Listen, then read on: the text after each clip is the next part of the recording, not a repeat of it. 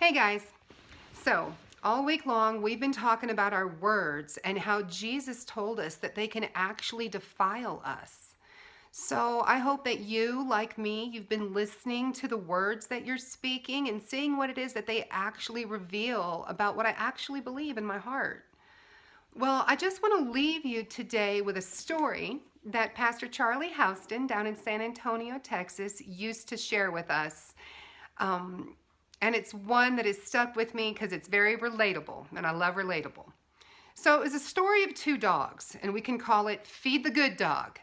You see, he would tell us that inside every one of us, there are two dogs. There's a good dog and a bad dog.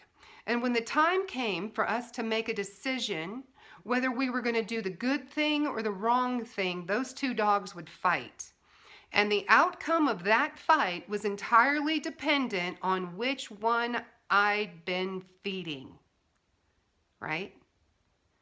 So I would submit to you that not only does that work for ourselves, but it's also completely applicable to the people in our lives and the words that we are using.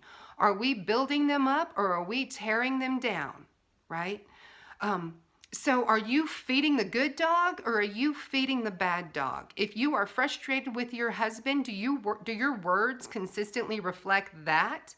Or are your words instead building up the good dog so that when he has a conflict, then the good dog just might win that conflict this time? If it's your children, as we talked about yesterday, and substituting the negative things that we can say for something positive, like instead of saying, that was so stupid, we can instead say, you are so much smarter than that, right?